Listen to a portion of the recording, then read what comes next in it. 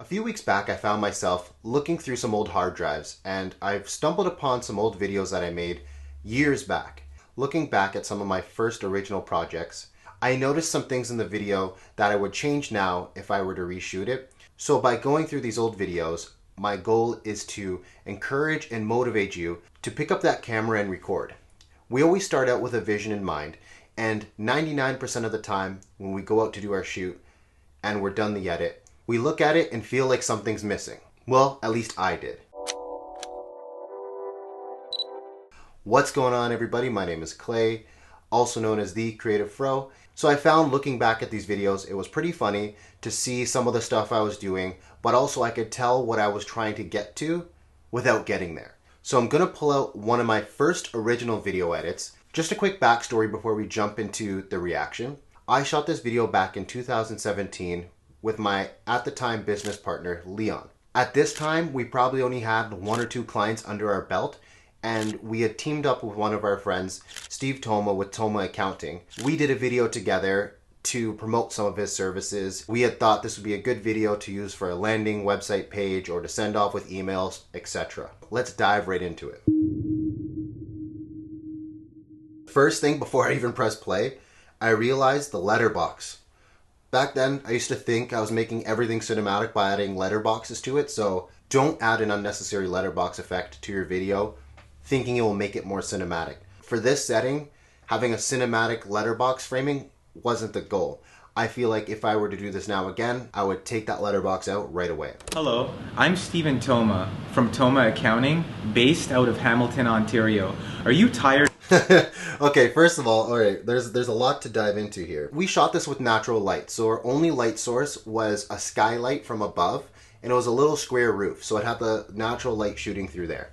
So we had decided to put the chair right underneath that light, assuming the light would evenly light everything around and give us a good look. Doing this again, I would shift Steve over to the left a little bit, left or right, so he's not directly in the center of this fireplace. And also I would bring the chair up forward, then that would create a little bit more depth of field and blur on that fireplace in the back and bring more attention to Steve.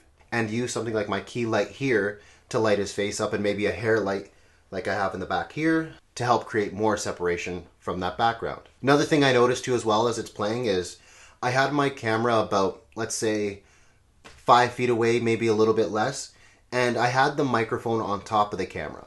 So what happened was I picked up a lot of the room sound, so you can hear this hissing and sort of humming in the video. So for that, what I would do to fix it is either have a boom pole like I have here with my external mic up here. Alternatively, what I would do is put a lav mic maybe on Steve. That way we could kind of hide it in the dress shirt here. By doing that, we'd have a cleaner sound of the voice, which would make the video feel a little bit more intimate and personal. Based out of Hamilton, Ontario. Okay, geez. Instead of just adding a drone shot of, this was Ivor Winfield, so it said Hamilton at the side. What I would do now is maybe get more of like downtown city shots, things that are more historical or landmarks in Hamilton. That way, when locals are watching the video, they can identify those key locations and spots that are familiar to them, which would help build the connection between Steve and the viewer on the other end because of that common location and familiarity. I noticed a shadow down here. So again, I would have shot this from a different angle if I was going to use the drone shot, maybe orbiting from the left to right. But yeah, other than that, I think it was a little jarring in the video. And probably, if I were to do it now, I just wouldn't use this shot. Are you tired of these accountants confusing you with terminology you've never heard of before? Here at Toma Accounting, we pride ourselves in simplifying everything for you. Okay, another thing I noticed here is that jump cut. Very harsh. Using something called L and J cuts. So basically it's where we take the tail end of the cut that we made and drag it into the other clip and we fade it in. That way we kind of hear the next line subtly coming in before we see that shot. For you, so you can understand what's going on in your business from a financial standpoint. Do you want to understand your financial statements? And another thing here, when I'm noticing when I cut to the B-roll, I wish I had some audio over this subtly. So when Steve's talking, it's very quiet. But once Steve is done talking, I could fade in the audio to come a little bit louder and go over some B-roll shots. to pace out the video a little bit better and to bring up the energy, we'd bring in the music, let the B-roll hold a little bit longer. It flows a little bit better, it comes off more natural, and that way the viewer on the other end has a good experience while viewing the video. Drop off your financial records and have me handle the file from there. Regardless, here at Toma Accounting, Even I notice on picking up the handle here, I wish I would have buckled up the briefcase here because you can see it's open. From there, regardless, here at Toma. And again, just a very sharp cut back to Steve sitting there and talking. So what I would have done is maybe add in those two B-roll shots together so they were in sequence. Again, fade that music in and play around with it so it all felt harmonious with the video. This allows us to see what you're doing right in your business and where we can provide recommendations. Again, the B-roll. Why do I add this? So I don't even know if that was 1 second. 47 to 40. Yeah, it was literally half a second. That was very fast. And where we can provide recommendations to take Too fast. your business to the next level and ultimately leads to the success of your business. And this is what we call power in numbers. Okay, if you're oh my interested gosh. in a consultation. So I like that power numbers thing. That was something, a tagline that we really wanted to hit home with. Going back, maybe not even put the words here on all. Maybe just add a subtle text like power in numbers, or at the end screen have power in numbers, contact and whatnot.